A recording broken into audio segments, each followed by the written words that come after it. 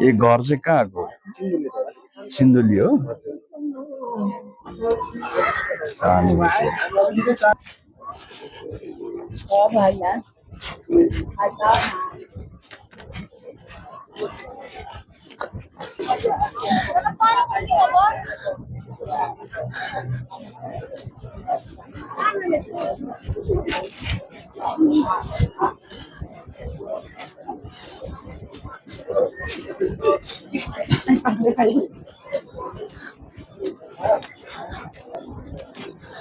म चाहिँ यति बेला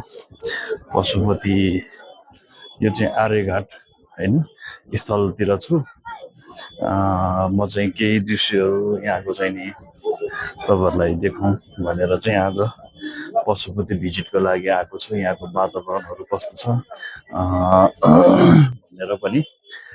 जानकारी दिउँ भन्नका लागि पनि आएको छु म चाहिँ यहाँको सबै दृश्यहरू देख्न सक्नुहुन्छ तपाईहरुले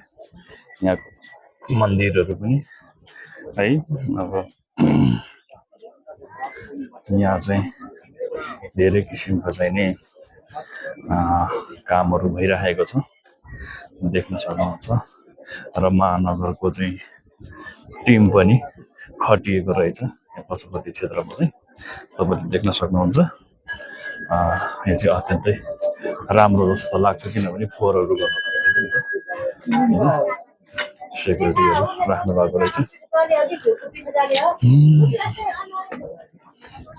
अनि यहाँबाट पनि धेरै दृश्यहरू चाहिँ देख्न सकिन्छ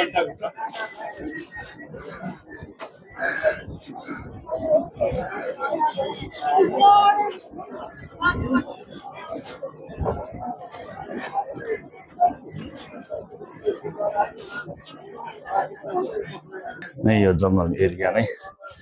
जाने प्लानिङमा छु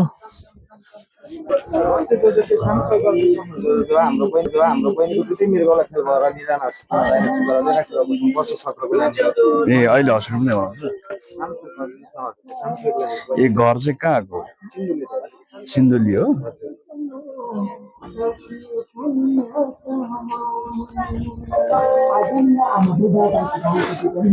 के नाम हो बहिनी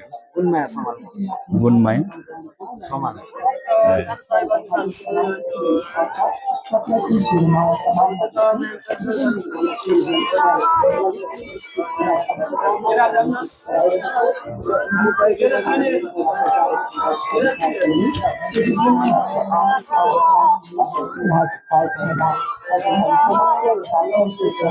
छुट्टा धेरै रहेनछ मसँग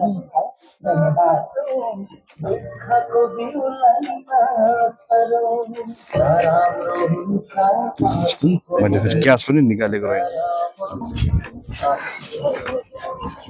अनि माथि चाहिँ फेरि टिकटक बनाउँदै रहेछ यसो हेरौँ मान्छे कसरी बनाउँदैछ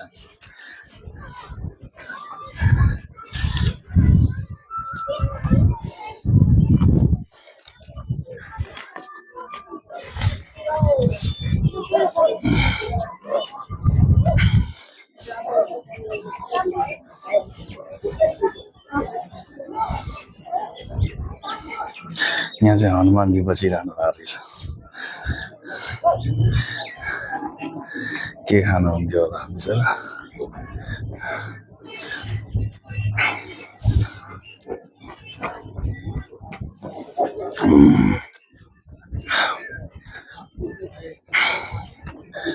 यहाँ चाहिँ गाई पनि पालिएको रहेछ साथीहरू देख्न सक्नुहुन्छ यो चाहिँ गाउँको लागि पनि होला गौमाता पाल्नु भएको जहाँसम्म लाग्छ अनि फेरि यहाँ चाहिँ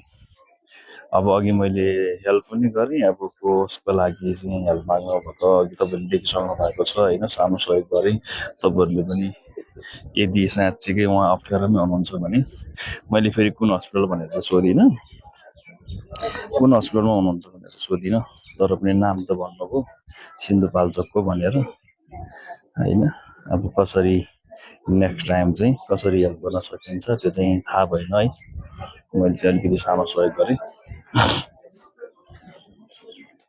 उहाँहरू सम्मै जाओस् है फेरि यो भिडियो चाहिँ उहाँहरूलाई चाहिँ थाहा नहुन पनि सक्छ तर पनि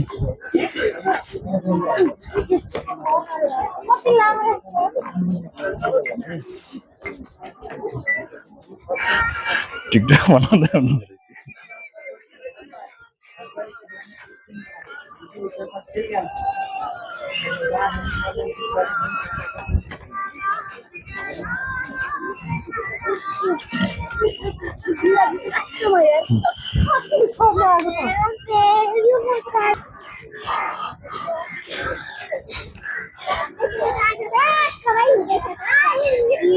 आज टन्नै कमाइ हुँदैछ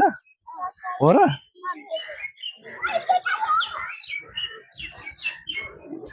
आज टन्नै कमाइ हुँदैछ